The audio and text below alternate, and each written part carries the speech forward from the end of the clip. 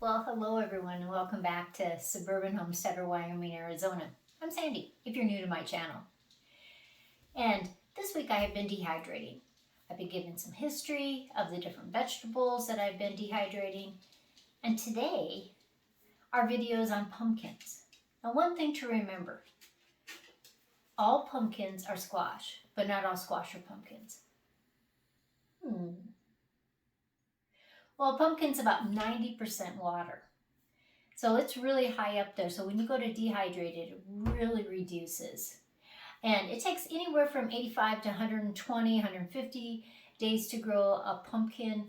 Just depends on the variety. And most of the time we think of pumpkins as orange.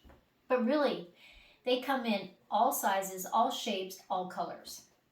In fact, I'm growing some Thai pumpkins this year because my newest daughter-in-law is from Thailand. Squash actually comes from a Greek word that's called pepon, which means large melon.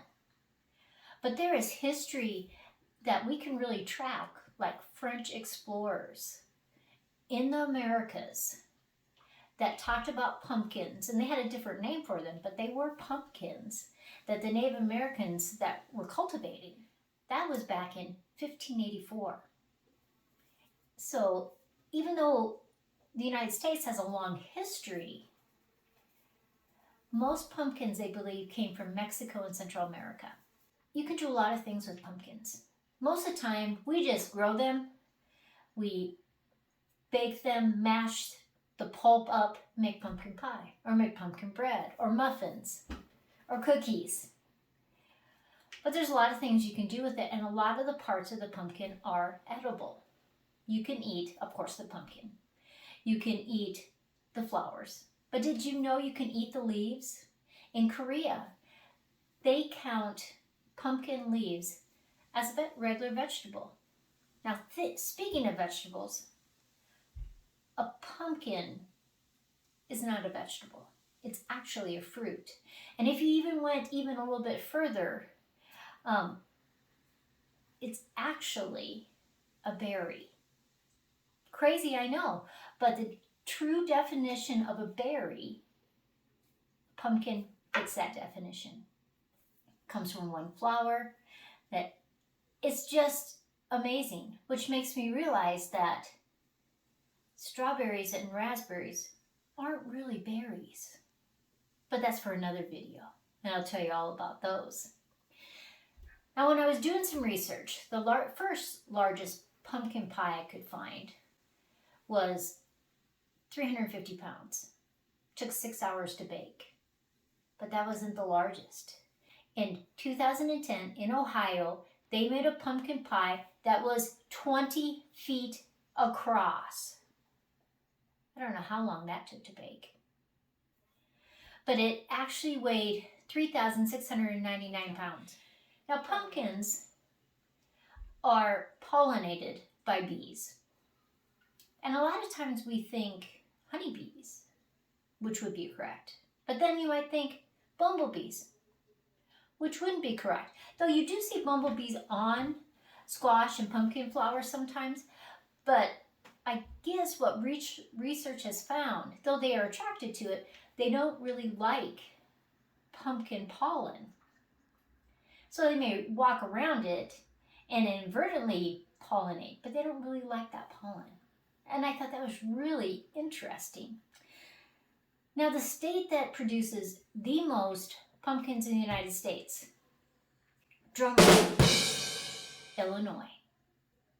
And that's where, you get your Libby's can of pumpkin. So if you're not growing your own, you go to the store and you buy it, and it's Libby's. And one thing, I hate to burst your bubble, but when you're consuming that pumpkin pie, you are actually eating a Dickinson squash. It is not a pumpkin. It's a squash. But sometimes squashes taste better than pumpkins because not all pumpkins are good for eating. Now, you may have a little tiny pumpkin that weighs less than a pound, or you may be growing the largest pumpkin in the world, which was 2,624.6 pounds, 2019, and nobody's broken that since then. And I think he was from Belgium, if I remember right. That is a big pumpkin, but there's just a huge difference in weight, and they're still pumpkins. Now, jack-o'-lanterns are great for carving, but they don't make great pumpkin pies. So you just have to, if you want to make pies and breads and soups and everything that you want to do with your pumpkin to be consumable, make sure you're growing a pumpkin that's made to be eaten, because a jack-o'-lantern is not. It just doesn't have the flavor. Now, a lot of pumpkins that are grown are actually for animals. They feed the pumpkins to animals.